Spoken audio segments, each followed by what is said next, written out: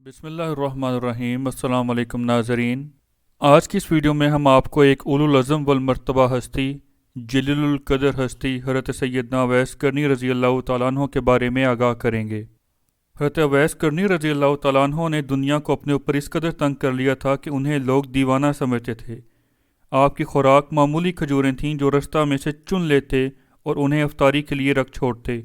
اگر اتنی کھجوریں مل جاتیں جو ان کی خوراک کو کفایت کرتیں تو خستہ کھجوریں صدقہ کر دیتے۔ جب رات ہوتی تو سامان خورد و نوش یا جو کپڑا گھر میں ہوتا سب خیرات کر دیتے اور کہتے، الہی اگر کوئی بھوکا پیاسا یا ننگا مر جائے تو مجھ سے مواخذہ نہ کرنا۔ گویا آپ سونے سے پہلے ہر شے مستحقین میں تقسیم کر دیتے۔ آپ نے نہ دنیا کی کوئی چیز اکٹھی کی، نہ دنیا سے کچھ اٹھایا، آزاد رہے اور شاد گئے۔ آپ رضی اللہ تعالیٰ عنہ کا لباس بالعموم ایک گدڑی ہوتی تھی جو چیتھڑوں کو اوپر نیچے پیوند لگا کر بنا لیا کرتے تھے۔ بعض روایات میں اونٹ کی اون سے بنائی ہوئی کملی کا بھی ذکر ملتا ہے۔ لڑکے بالے انہیں دیوانہ سمجھ کر چھیڑتے اور ڈھیلے مارتے یعنی پتھر مارتے تو آپ رضی اللہ تعالیٰ عنہ جواباً ارشاد فرماتے، بچوں چھوٹی چھوٹی کنکریاں مارو تاکہ میرا خون نہ بہے اور میں نماز روزے سے عاجز نہ ہو جاؤں۔ اللہ اکبر۔ آپ رضی اللہ تعالیٰ عنہ کا ظاہری حال ایسا تھا کہ بچے تو کجا بڑے بھی آپ کا تمسخر اڑاتے اور آپ کی اس کیفیت کو جنون، خلل دماغ، پاگل پن اور نہ جانے کیا کیا نام دیتے، مگر اللہ کے ہاں آپ کا مقام اس قدر بلند ہے کہ حضور اقدس صلی اللہ علیہ وآلہ وسلم فرمایا کرتے تھے کہ میں یمن کی طرف سے نسیم رحمت پاتا ہوں۔ نیز فرمایا، تابعین میں سب سے بہتر ایک مرد ہے جس کا نام اویس ہے رضی اللہ تعالیٰ عنہ۔ تم میں سے جو کوئی اس سے ملے اسے چاہیے کہ اس سے اپنے لیے بخشش کی دعا کروائے۔ حضرت امیر المومنین عمر رضی اللہ تعالیٰ عنہ نے حج کے موقع پر حاضرین سے کہا کہ تم میں سے جو شخص کرن کا رہنے والا ہو کھڑا ہو جائے۔ تو ایک آدمی کھڑا ہوا۔ آپ رضی اللہ تعالیٰ عنہ نے اس سے اویس رضی اللہ تعالیٰ عنہ کی بابت دریافت فرمایا تو وہ کہنے لگا، اے امیر المومنین، وہ میرا چچا زاد بھائی ہے، اونٹوں کا چرواہا ہے اور اس مرتبے کا آدمی نہیں کہ امیر المومنین اسے یاد کریں۔ وہ آبادی میں نہیں رہتا، لوگوں سے بھاگتا ہے، خوشی اور غم ہر دو سے بے نیاز ہے۔ جب لوگ ہنستے ہیں وہ روتا ہے اور جب لوگ روتے ہیں وہ ہنستا ہے۔ لوگ اسے احمق اور دیوانہ جانتے ہیں۔ یہ سن کر حضرت عمر فاروق رضی اللہ تعالیٰ عنہ رو پڑے اور فرمایا، میں اسی شخص کی تلاش میں ہوں۔ میں نے حضور اقدس صلی اللہ علیہ وسلم کو یہ فرماتے سنا ہے کہ اس شخص کی دعا سے قیامت کے دن اللہ تعالیٰ میری امت کے گنہ گاروں کو قبیلہ ربیہ اور مضر کی بکریوں کے بالوں کے برابر تعداد کو بخش دے گا۔ ایک روایت میں بنو کلیب کا نام بھی مذکور ہے، البتہ دونوں روایات میں اشارہ کثرت تعداد کی وجہ سے ہے۔ رسالہ بحر الرموز میں مذکور ہے کہ حضرت اویس رضی اللہ تعالیٰ عنہ کی والدہ نابینا اور ضعیفہ تھیں۔ آپ ہمیشہ ان کی خدمت میں حاضر رہتے تھے، اسی لیے حضور اقدس صلی اللہ علیہ وآلہ وسلم کی خدمت میں حاضر نہ ہو سکے۔ ایک روز آپ نے والدہ سے 4 پہر کی رخصت طلب کی۔ والدہ نے اجازت دیتے ہوئے کہا کہ 8 پہر میں میرے پاس واپس آ جانا۔ آپ رضی اللہ تعالیٰ عنہ اپنی والدہ کو چھوڑ کر مدینہ پہنچے۔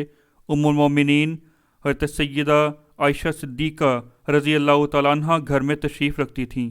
حضرت اویس رضی اللہ تعالیٰ عنہ نے حضور اقدس صلی اللہ علیہ وآلہ وسلم کے بارے میں دریافت فرمایا تو جواب ملا کہ آپ صلی اللہ علیہ وآلہ وسلم باہر تشریف لے گئے ہیں، نہ جانے کب واپس آئیں۔ حضرت اویس رضی اللہ تعالیٰ عنہ نے عرض کیا کہ جب میرے آقا سید عالم صلی اللہ علیہ وآلہ وسلم گھر تشریف لائیں تو میرا سلام کہیے گا اور بتائیے گا کہ کرن سے اویس حاضر خدمت ہوا مگر شرف زیارت سے محروم رہا کہ زیارت اس کی قسمت میں نہ تھی۔ حضرت اویس رضی اللہ تعالیٰ عنہ کے واپس تشریف لے جانے کے بعد جلد ہی حضور اقدس صلی اللہ علیہ وآلہ وسلم گھر تشریف لے آئے اور ام المومنین سیدہ عائشہ صدیقہ رضی اللہ تعالیٰ عنہ نے حضور سید عالم صلی اللہ علیہ وآلہ وسلم کو حضرت سیدنا اویس رضی اللہ تعالیٰ عنہ کا سلام اور پیغام پہنچایا۔ حضور اقدس سید عالم حضرت محمد مصطفیٰ صلی اللہ علیہ وآلہ وسلم نے اپنے وصال مبارک کے وقت اپنا جبہ مبارک حضرت اویس رضی اللہ تعالیٰ عنہ کو پہنچانے اور ان سے امت کی بخشش کی دعا کی بابت فرمایا تھا۔ چنانچہ حضور اقدس صلی اللہ علیہ وسلم کے وصال کے بعد زمانہ خلافت صدیق اکبر رضی اللہ تعالیٰ عنہ میں تلاشی بسیار کے باوجود حضرت اویس رضی اللہ تعالیٰ عنہ کا کوئی پتہ نہ چل سکا۔ اسی لیے حضور اقدس صلی اللہ علیہ وآلہ وسلم کا جبہ مبارک اور پیغام ان تک پہنچایا نہ جا سکا۔ حضرت عمر فاروق رضی اللہ تعالیٰ عنہ کی خلافت کے آخری ایام میں ان کا پتہ چلا تو فرمان رسول صلی اللہ علیہ وآلہ وسلم کی تعمیل میں حضرت عمر رضی اللہ تعالیٰ عنہ اور حضرت علی رضی اللہ تعالیٰ عنہ آپ کی ملاقات کو گئے۔ متعدد روایات میں سے ایک روایت ہے کہ حضرت بلال رضی اللہ تعالیٰ عنہ بھی ان کے ہمراہ تھے۔ یمن پہنچ کر خواجہ اویس رضی اللہ تعالیٰ عنہ کا پوچھا تو ان کا کچھ پتہ نہ چلا کہ اس وقت کہاں ہیں۔ اسی انتظار میں تھے کہ ایک شخص نے آ کر بتایا کہ اویس رضی اللہ تعالیٰ عنہ اس وقت بعد ادائے نماز مغرب ابدالان کی روش پر جاتے ہیں۔ حضرت بلال رضی اللہ تعالیٰ عنہ ادھر کو گئے۔ آپ نے سلام عرض کیا تو حضرت اویس رضی اللہ تعالیٰ عنہ کی زبان سے لفظ ہو نکلا۔ حضرت بلال رضی اللہ تعالیٰ عنہ پر حال طاری ہو گیا اور آپ بے ہوش ہو کر زمین پر گر پڑے۔ حضرت عمر رضی اللہ تعالیٰ عنہ کو خبر ملی تو انہیں اٹھا کر حضرت علی کرم اللہ وجہہ الکریم کے سامنے لے گئے۔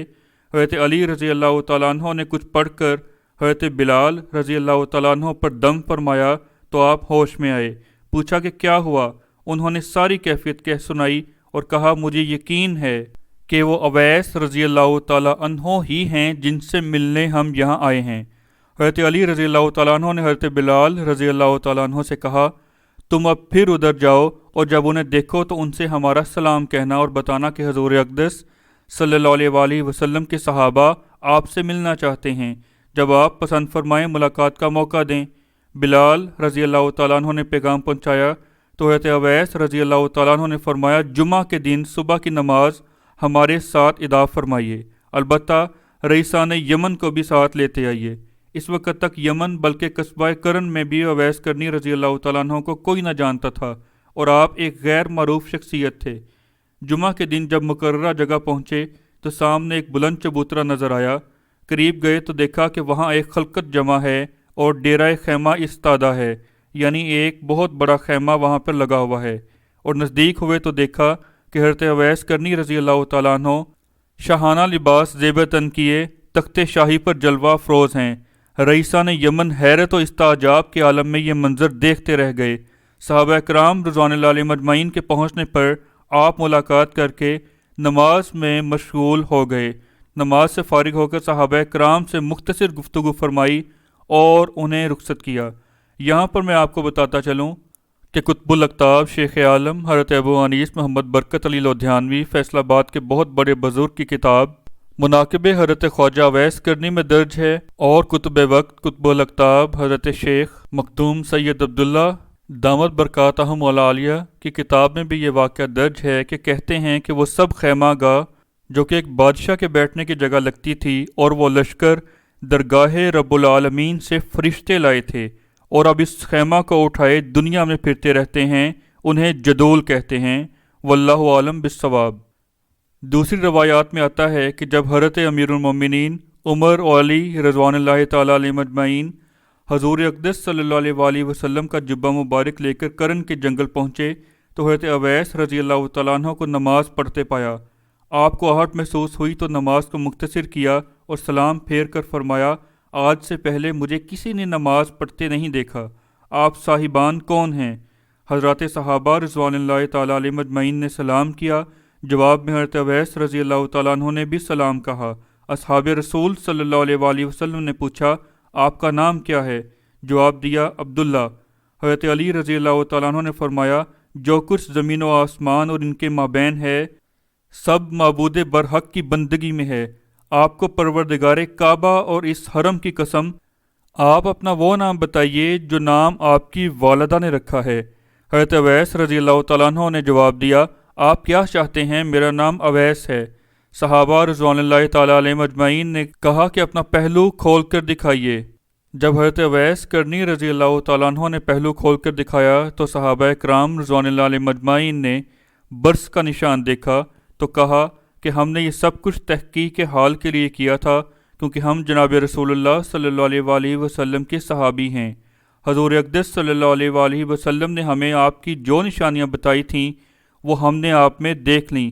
ہمیں جناب رسول اللہ صلی اللہ علیہ وآلہ وسلم نے حکم دیا تھا کہ ہم آپ کو حضور اقدس صلی اللہ علیہ وآلہ وسلم کا سلام پہنچائیں اور آپ سے امت محمدیہ صلی اللہ علیہ وسلم کی بخشش کی دعا کروائیں۔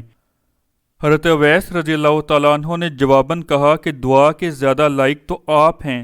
صحابہ رضوان اللہ علیہ مجمعین نے جواب دیا، ہم تو دعا کرتے ہی ہیں، آپ حسب وصیت رسول اللہ صلی اللہ علیہ وآلہ وسلم دعا کیجیے۔ حضرت اویس کرنی رضی اللہ تعالیٰ عنہ یہ بات سن کر حضور سید عالم صلی اللہ علیہ وآلہ وسلم کا جبہ مبارک لے کر ایک طرف کو چلے گئے اور جبہ مبارک سامنے رکھ کر سر زمین پر رکھ دیا اور عرض کیا، اے اللہ، میں یہ جبہ اس وقت تک نہ پہنوں گا جب تک تو امت محمدیہ صلی اللہ علیہ وآلہ وسلم کو بخش نہ دے۔ انہیں سجدہ میں زیادہ دیر ہو گئی تو صحابہ کرام رضوان اللہ تعالیٰ علیہ مجمعین کو یہ خیال ہوا کہ شاید وصال نہ کر گئے ہوں۔ وہ قریب پہنچے تو آپ رضی اللہ تعالیٰ عنہ نے سر سجدہ سے اٹھایا، یعنی حضرت عمر اور حضرت علی رضوان اللہ علیہ مجمعین جب حضرت اویس کے پاس پہنچے تو آپ رضی اللہ تعالیٰ عنہ نے سر سجدہ سے اٹھایا اور کہا، اگر آپ ادھر نہ آتے تو میں تب تک سجدے سے سر نہ اٹھاتا جب تک مجھے ساری امت کی بخشش کا مژدہ نہ سنا دیا جاتا۔ بہرحال اب بھی اللہ رب العالمین نے اس قدر یعنی گوسفند دانے ربیہ و مضر کے بالوں کی تعداد کے بقدر امت محمدیہ صلی اللہ علیہ وآلہ وسلم کے گنہگاروں کی بخشش کا وعدہ فرمایا ہے، یعنی دو قبیلے ربیہ اور مضر کی بھیڑوں کے بالوں کے برابر امت محمدیہ صلی اللہ علیہ وآلہ وسلم کے گنہگاروں کی بخشش کا اللہ رب العالمین نے وعدہ فرمایا ہے۔ مارکہ احد میں کفار مکہ نے حضور اقدس صلی اللہ علیہ وآلہ وسلم کو اپنے حملے کا نشانہ بنایا تو جانثاران رسالت صلی اللہ علیہ وآلہ وسلم نے بے جگری سے اس کا مقابلہ کیا اور کفار کو پسپا ہونے پر مجبور کیا۔ البتہ اس مارکے میں حضور اقدس و اکمل جناب رسول اکرم و اجمل اطیب و اطہر صلی اللہ علیہ وآلہ وسلم کے 2 دانت مبارک شہید ہو گئے۔ اس وقت حضرت اویس کرنی رضی اللہ تعالیٰ عنہ کرن کے جنگل میں اپنے بھائی کے اونٹ چرا رہے تھے۔ آپ اس جنگل کے ایک خاموش شخصیت تھے۔ اس زمانے میں ڈاک، تار، ریڈیو کا کوئی ذریعہ نہ تھا۔ کسی نے انہیں وہاں جا کر خبر دی کہ اویس، تیرے پیارے رسول صلی اللہ علیہ وآلہ وسلم کے 2 دانت شہید ہو گئے ہیں۔ فرماتے ہیں، جب مجھے معلوم ہوا کہ میرے آقا صلی اللہ علیہ وسلم کے 2 دانت شہید ہو گئے تو میں نے پہلے اپنا 1 دانت توڑا، پھر خیال ہوا واللہ عالم شاید یہ دانت نہ ہو، پھر دوسرا توڑا، پھر تیسرا، حتیٰ کہ ایک ایک کر کے سارے دانت توڑ ڈالے۔ اللہ اکبر! یہ تھی محبت کی ایک ادا جو کہ قیامت تک عاشقان رسالت مآب صلی اللہ علیہ وآلہ وسلم کی پیشوائی کے لیے کافی ہے کہ عمل حضور سید عالم صلی اللہ علیہ وآلہ وسلم کے عشق و محبت میں ایسا ہوگا اور اس کی کسوٹی اور معیار بالکل عین اسی طرح کی ہوگی، اور اسے اسی حال پر پرکھا جائے گا کہ کون کتنا بڑا عاشق رسول صلی اللہ علیہ وآلہ وسلم ہے۔ حضرت عمر رضی اللہ تعالیٰ عنہ اور حضرت علی رضی اللہ تعالیٰ عنہ نے کہا، اویس، حضور اقدس صلی اللہ علیہ وآلہ وسلم سے آپ کی محبت کا یہ حال تھا تو آپ حضور اقدس صلی اللہ علیہ وآلہ وسلم کی خدمت میں حاضر کیوں نہ ہوئے؟ حضرت اویس رضی اللہ تعالیٰ عنہ نے کوئی جواب نہ دیا کہ میں ماں کی خدمت اور غلبہ حال کی وجہ سے حاضر خدمت نہ ہو سکا، بلکہ الٹا انہی سے پوچھا کہ آپ دونوں حضرات مارکہ احد میں شریک تھے، بتائیے حضور اقدس صلی اللہ علیہ وآلہ وسلم کا کون سا دانت مبارک شہید ہوا تھا؟ حضرات صحابہ اکرام نے اس بات پر کبھی غور ہی نہ کیا تھا، لہذا کہا کہ ہمیں خیال نہیں کہ کون سا دانت مبارک تھا۔ اس پر حضرت اویس رضی اللہ تعالیٰ عنہ نے غلبہ محبت میں اپنے دانت ایک ایک کر کر توڑ دینے کا پورا واقعہ سنایا۔ حضرت عمر رضی اللہ تعالیٰ عنہ اویس رضی اللہ تعالیٰ عنہ کے اس کلام سے بہت متاثر ہوئے، فرمایا میرے لیے دعا کریں۔ اویس کرنی رضی اللہ تعالیٰ عنہ بولے، میں اپنی دعا کو اپنے لیے یا کسی اور کے لیے خاص نہیں کرتا، بلکہ ہر اس شخص کے لیے جو بحر و بر میں ہے، ہر نماز کے بعد مغفرت کی دعا کرتا ہوں اور اللہ تعالیٰ سے تمام مومن مردوں اور عورتوں اور مسلمان مردوں اور عورتوں کی بخشش طلب کرتا ہوں۔ پس اے عمر رضی اللہ تعالیٰ عنہ، اگر تم اپنا ایمان سلامت لے گئے تو میری دعا قبر میں تمہیں مل جائے گی۔ یہاں یہ مراد ہے کہ جو کوئی بھی اپنا ایمان سلامت لے جائے گا، میری دعا اسے قبر میں مل جائے گی، یہاں تخصیص مراد نہیں۔ حضرت عمر ابن خطاب رضی اللہ تعالیٰ عنہ حضرت اویس رضی اللہ عنہ کی ان باتوں سے بہت زیادہ متاثر ہوئے اور کہا، میں خلافت کو 2 روٹی کے عوض دیتا ہوں۔ حضرت اویس رضی اللہ تعالیٰ عنہ نے فرمایا ایسا کون ہے جو اسے لے گا؟ اسے سرے بازار رکھ دو اور کہہ دو کہ جس کا جی چاہے اٹھا لے۔ اس واقعے سے پتہ چلتا ہے کہ محبت کا معیار مختلف اور فردن فردن ہوتا ہے۔ حضرت عمر و علی رضوان اللہ علیہ مجمعین اگرچہ حضور اقدس صلی اللہ علیہ وآلہ وسلم کی محبت کے بے مثال مجسمے تھے، لیکن پھر بھی انہوں نے حضور اقدس صلی اللہ علیہ وآلہ وسلم کے دانت مبارک شہید ہونے پر اپنے دانت نہیں توڑے، اور نہ ہی محبت اس پر کوئی اعتراض کر سکتی ہے کہ انہوں نے ایسا کیوں نہ کیا۔ لیکن حضرت اویس کرنی رضی اللہ تعالی عنہ نے محبت کے غلبہ میں ایسا کیا اور محبت نے اس پر آفرین کہا۔ اللہ اکبر۔ حضرت اویس کرنی رضی اللہ تعالیٰ عنہ کے دو استفسارات کے بارے میں آپ کو آگاہ کرتے ہیں۔ حضرت اویس رضی اللہ تعالیٰ عنہ نے حضرت عمر اور حضرت علی رضوان اللہ علیہ مجمعین سے پوچھا کہ آپ نے جناب رسول اللہ صلی اللہ علیہ وآلہ وسلم کی زیارت کی ہے؟ جواب ملا ہاں۔ پوچھا اگر یہ درست ہے تو بتاؤ میرے حبیب صلی اللہ علیہ وآلہ وسلم کے ابرو پیوستہ تھے یا نہیں؟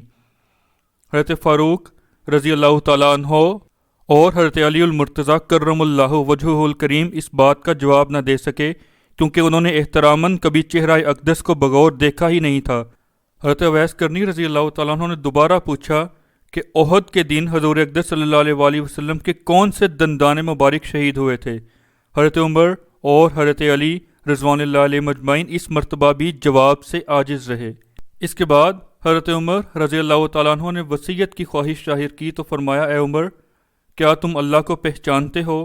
حضرت عمر نے جواب دیا ہاں۔ فرمایا اس کے بعد اگر تم کسی اور کو نہ پہچانو تو تمہارے لیے بہتر ہے۔ پھر پوچھا کیا اللہ تمہیں جانتا ہے اے عمر؟ جواب ملا ہاں۔ فرمایا اگر اس کے سوا کوئی اور تجھ کو نہ جانے تو بہتر ہے۔ حضرت عمر رضی اللہ تعالیٰ عنہ بولے میں آپ کی خدمت میں کچھ رقم پیش کرنا چاہتا ہوں۔ حضرت اویس کرنی نے جیب میں ہاتھ ڈالا، 2 درہم باہر نکالے، فرمانے لگے میں نے شتر بانی سے یہ 2 درہم کمائے ہیں، اگر آپ اس کی ضمانت دے دیں کہ میں ان کے خرچ ہونے تک زندہ رہوں گا تو آپ یہ رقم مجھے دے دیں۔ یہ سن کر حضرت عمر فاروق رضی اللہ تعالیٰ عنہ دھاڑیں مار کر رونے لگے۔ آپ نے فرمایا عمر رضی اللہ تعالیٰ عنہ اب آپ تشریف لے جائیں، قیامت قریب ہے اور میں زیادہ راہ کی فکر میں ہوں۔ ایک اور روایت میں آتا ہے کہ حضرت اویس کرنی رضی اللہ تعالیٰ عنہ اپنی والدہ کی وفات کے بعد ایک بار مدینہ منورہ تشریف لائے۔ صحابہ کرام نے عرض کیا آپ حضور اقدس صلی اللہ علیہ وآلہ وسلم کی حیات ظاہری کے زمانے میں کیوں نہ آئے؟ فرمایا میری والدہ ضعیفہ اور علیل تھیں، وہ اپنی خدمت کے واسطے مجھے اپنے سے دور نہیں کر سکتی تھیں۔ صحابہ رضوان اللہ علیہ مجمعین نے فرمایا ہم نے تو اپنے والدین اور مال و منال سب کچھ حضور اقدس صلی اللہ علیہ وسلم پر قربان کر دیا، آپ ایک والدہ کو نہ چھوڑ سکے؟ حضرت اویس کرنی رضی اللہ تعالیٰ عنہ جلالت میں آگے اور فرمایا اچھا آپ نے حضور اقدس صلی اللہ علیہ وسلم کی صحبت پائی ہے، حضور اقدس صلی اللہ علیہ وسلم کا حلیہ جمال کمال بیان کیجیے۔ صحابہ رضوان اللہ علیہ مجمعین نے بعض نشانات بدن اور معجزات مقدسہ بیان کیے۔ حضرت اویس کرنی فرمانے لگے میرا سوال حیات ظاہری سے نہ تھا، یعنی ظاہری معاملات سے متعلق میں نے سوال نہیں کیا تھا، بلکہ مقصود سوال حلیہ باطنی یعنی آپ سید عالم صلی اللہ علیہ وآلہ وسلم کے باطنی فیض و برکات اور جمال معنوی کے بیان سے تھا۔ صحابہ نے عرض کیا ہم جو کچھ جانتے تھے بتا دیا، آپ کچھ اور ارشاد کرنا چاہیں تو کیجیے۔ حضرت اویس کرنی رضی اللہ تعالیٰ عنہ فرط محبت میں جھوم گئے اور حضور اقدس صلی اللہ علیہ وسلم کے شمائل و خصائل اور جمال و کمال کا بیان اس انداز میں کیا کہ صحابہ کرام رضوان اللہ علیہ مجمعین پر بے خودی اور سرمستی طاری ہو گئی اور جذب و رکت سے نڈال ہو کر زمین پر گرنے لگے اور ذرا سنبھلے تو اٹھے اور فرط محبت سے اویس کرنی رضی اللہ تعالیٰ عنہ کے ہاتھ چومنے لگے۔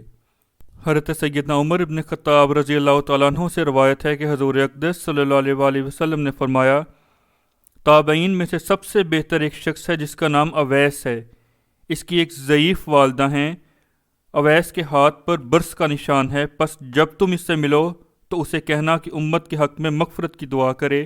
ابو نعیم مسلم۔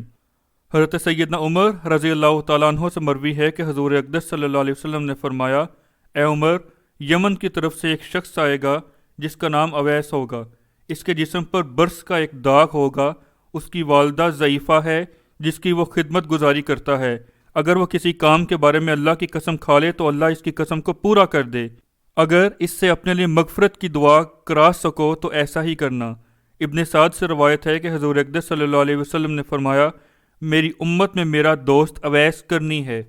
ابن عباس رضی اللہ تعالیٰ عنہ سے روایت ہے کہ حضور اقدس صلی اللہ علیہ وسلم نے فرمایا میری امت میں ایک شخص ہوگا جس کو اویس بن عبداللہ کرنی کہتے ہیں، تحقیق اس کی دعائے مغفرت سے میری امت ربیعہ اور مضر کی بکریوں کے برابر تعداد میں بخش دی جائے گی۔ حضور اقدس صلی اللہ علیہ وسلم یمن کی طرف رخ فرماتے، سینہ مبارک سے کپڑا اٹھاتے اور فرماتے میں یمن کی طرف سے نسیم رحمت پاتا ہوں۔ مولانا روم اور امام شافعی رحمۃ اللہ علیہ نے تصریح کی ہے کہ یہاں اشارہ حضرت سیدنا اویس کرنی رضی اللہ تعالیٰ عنہ ہی کی طرف سے ہے۔ اب ہم آپ رضی اللہ تعالیٰ عنہ کا حلیہ مبارک بیان کرتے ہیں۔ آپ کا جسم لاغر، قد درمیانہ، رنگ سفیدی مائل گندمی، کندھے فراخ، داڑھی مبارک گھنی، آنکھیں سیاہ، نظر اکثر سجدہ گاہ پر رہتی تھی، چہرہ گول اور پرہیبت، سر کے بال الجھے ہوئے، اکثر گرد و غبار سے اٹے ہوئے، اور لباس خاکی اور تار تار ہوتا تھا، یعنی لباس پھٹا ہوا ہوتا تھا۔ آپ رضی اللہ تعالیٰ عنہ کے لباس میں 2 کپڑے شامل ہوتے، ایک اونٹ کے بالوں کا کمبل اور دوسرا پاجامہ۔ بائیں ہاتھ کی ہتھیلی پر بروایت دیگر پہلو پر 1 درہم کے برابر سفید داغ تھا۔ ایک مرتبہ آپ برس کے مرض میں مبتلا ہوئے تو بارگاہ الہی میں دعا کی، الہی مجھ سے یہ مرض دور فرما، البتہ ایک نشان میرے جسم پر باقی رہے تاکہ میں تیری رحمت و شفقت کو ہمیشہ یاد کرتا رہوں۔ حضرت عمر اور حضرت علی رضوان اللہ علیہ مجمعین نے اسی نشان سے آپ کی شناخت کی تھی۔ آپ کو کرنی کیوں کہا جاتا ہے، اس کی ہم وجہ بتائے دیتے ہیں۔ کرن نواحِ یمن یعنی یمن کے اندر ایک چھوٹا سا گاؤں ہے۔ اول جب اس کی تعمیر کے سلسلے میں کھدائی کی گئی تو زمین سے گائے کا ایک سینگ نکلا تھا، اور عربی میں سینگ کو کرن کہتے ہیں، اسی لیے گاؤں کا نام کرن مشہور ہو گیا۔ آپ نے اسی گاؤں میں قبیلہ مراد کے ایک شخص عبداللہ بروایت دیگر عامر کے گھر جنم لیا، اسی نسبت سے آپ اویس کرنی رضی اللہ تعالیٰ عنہ مشہور ہوئے۔ مشہور تابعی حضرت حرم بن حیان رضی اللہ تعالیٰ عنہ نے حضرت اویس کی زیارت کا قصد کیا اور کرن پہنچے تو مایوس لوٹے، کیونکہ آپ کرن چھوڑ کر جا چکے تھے۔ حرم مکہ معظمہ آئے تو خبر ملی کہ اویس اب کوفہ میں ہیں۔ شوق زیارت میں کوفہ پہنچے تو ان کا کچھ بھی پتہ نہ چلا کہ کہاں مقیم ہیں۔ ایک مدت اسی انتظار میں کوفہ میں رہے کہ شاید ان کی خبر ہم تک پہنچ جائے۔ آخر کار حضرت حرم رضی اللہ تعالیٰ عنہ نے بصرہ آنے کا قصد کیا۔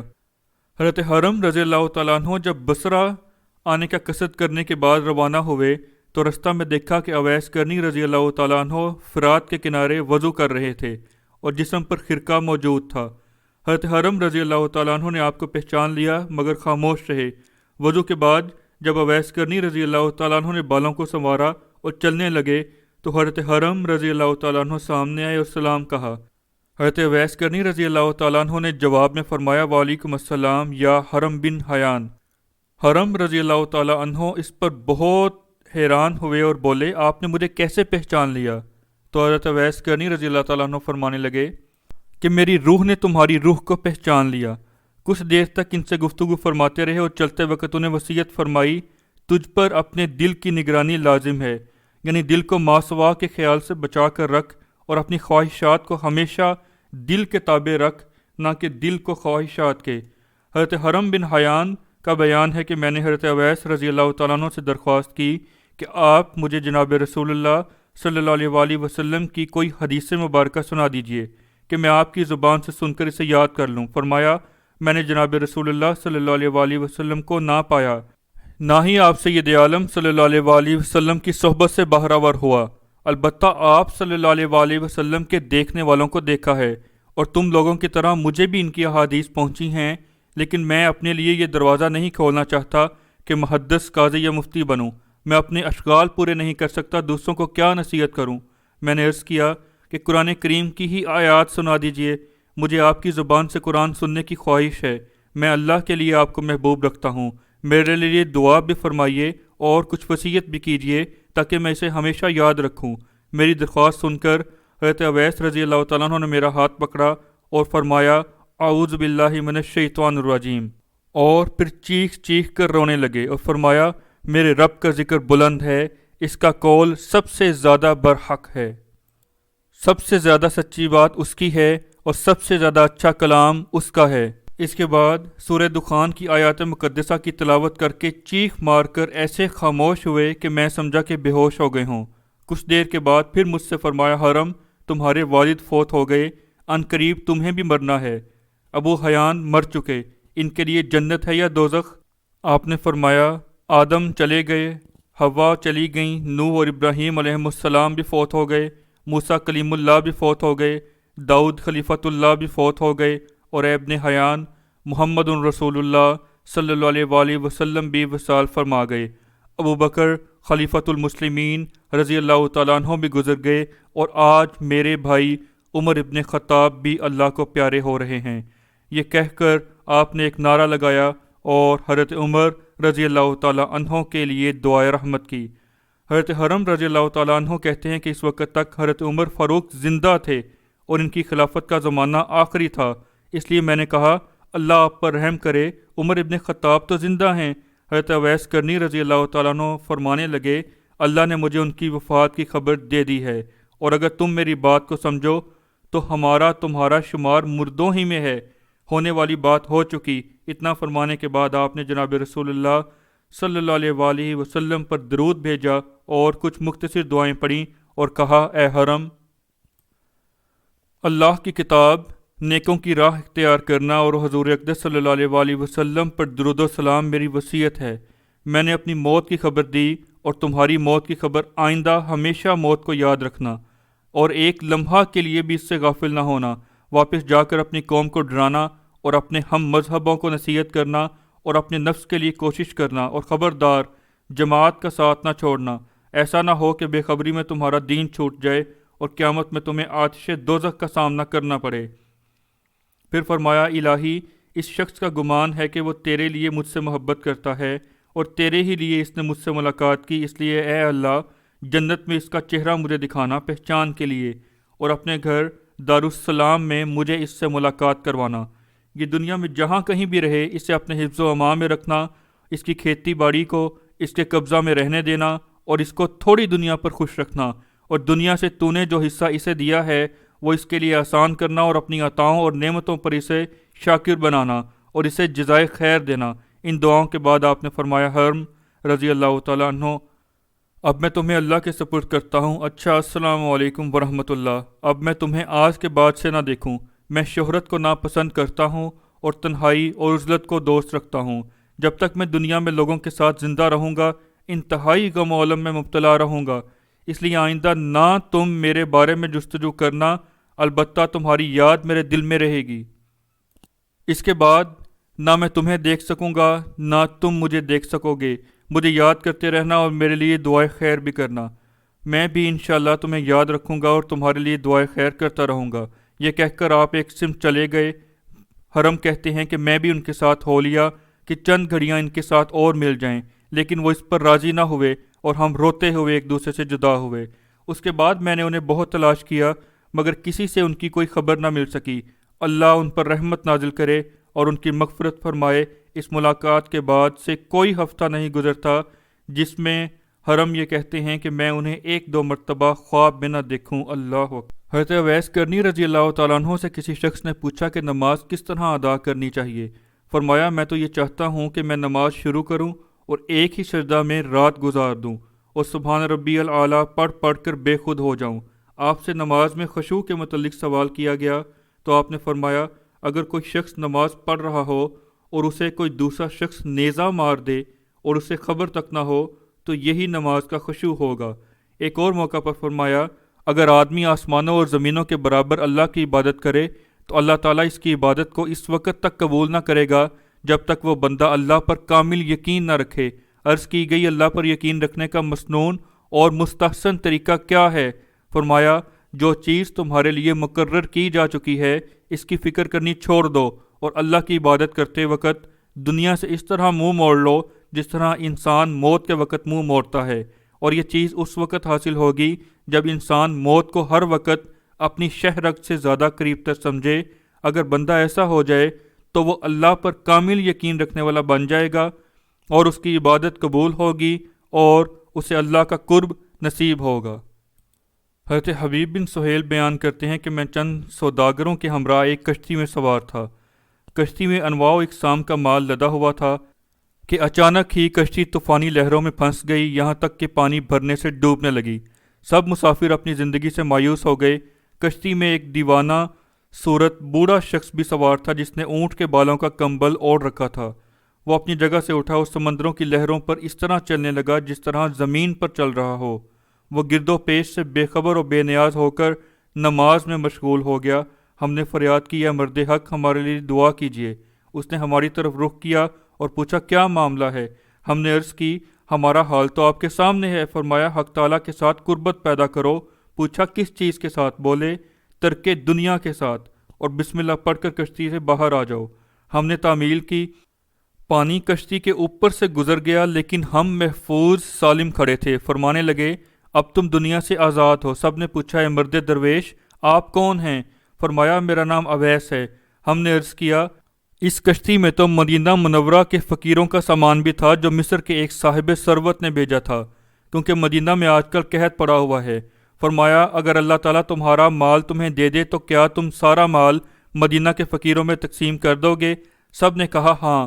آپ رضی اللہ تعالیٰ عنہ نے سطح آپ پر 2 رکعت نماز ادا کی، یعنی پانی پر نماز ادا کی اور دعا کی۔ ہم کیا دیکھتے ہیں کہ کشتی اپنے سامان کے ساتھ پانی سے باہر ابھری۔ ہم نے اسے پکڑ لیا۔ پھر ہم صحیح سلامت مدینہ منورہ جا پہنچے تو ہم نے حسب وعدہ سارے کا سارا مال مدینہ کے محتاجوں اور فقیروں میں تقسیم کر دیا۔ حضرت اویس کرنی رضی اللہ تعالیٰ عنہ نے راہ سلوک میں بڑے بڑے مجاہدات کیے ہیں۔ ساری رات جاگتے رہتے، آپ ساری رات قیام کرتے، اللہ کے حضور حاضر رہتے، نمازیں ادا کرتے، نوافل ادا کرتے، اور اتنا ذکر کرتے کہ کسی سے ملنے کی آپ کو فرصت تک نہ رہتی۔ حتیٰ کہ 3 دن تک آپ کچھ نہ کھاتے تھے، اور جب کھانا کھاتے تھے تو تھوڑا سا کھانا کھاتے، پھر استغفار کرنے لگتے کہ اے اللہ، میں سونے والی آنکھ اور نہ بھرنے والے پیٹ سے تیری پناہ مانگتا ہوں۔ بتانے والے بتاتے ہیں کہ ہم نے یہ حال دیکھا تو اپنے دل میں کہا، میرے لیے اتنا ہی کافی ہے، چنانچہ میں ان سے ملے بغیر واپس چلا آیا۔ یہ ایک شخص کا بیان ہے جو آپ کی زیارت کے لیے گیا تھا۔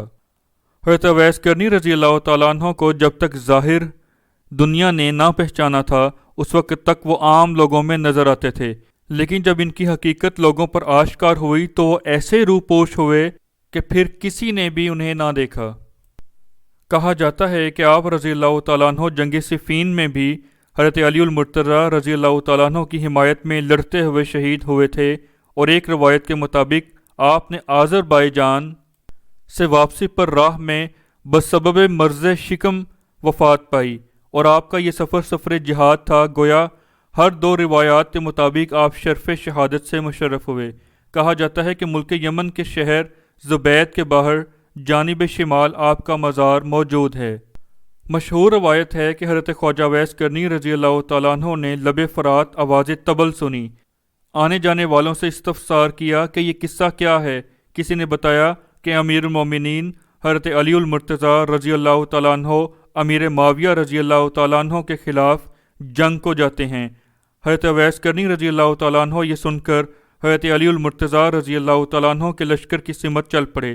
حضرت علی کرم اللہ وجہہ نے ان کی آمد سے قبل جب حاضرین سے کہا کہ کون میرے ہاتھ پر موت کے لیے بیعت کرتا ہے تو 99 آدمیوں نے بیعت کی، تو آپ نے فرمایا، ایک کمبل پوش آئے گا تو یہ تعداد پوری ہو جائے گی۔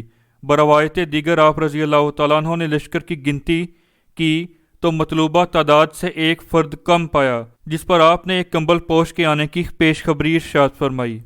ادھر حضرت علی المرتضیٰ یہ بات فرما رہے تھے، ادھر حضرت اویس رضی اللہ تعالیٰ عنہ آ پہنچے۔ حضرت علی رضی اللہ تعالیٰ عنہ انہیں دیکھ کر بے حد خوش ہوئے۔ حضرت اویس رضی اللہ تعالیٰ عنہ نے حضرت علی المرتضیٰ رضی اللہ تعالیٰ عنہ کے ہاتھ پر جان قربان کرنے کی بیعت کی، میدان جنگ میں نکلے اور جام شہادت نوش فرمایا۔ زندہ رہے تو لائی کے تعریف ٹھہرے، اور موت آئی تو شہادت کی موت آئی۔ اللہ اکبر۔ معزز سامعین، اگر آپ کو یہ ویڈیو پسند آئی ہو تو اسے زیادہ سے زیادہ شیئر کریں تاکہ اہل ایمان کے ایمان کو اور تقویت ملے، اور اس چینل کو سبسکرائب کریں، کمنٹ سیکشن میں اپنی رائے کا اظہار کریں، اور آنے والے مزید جلیل القدر واقعات کے لیے ہمارے ساتھ رہیں۔ جزاک اللہ۔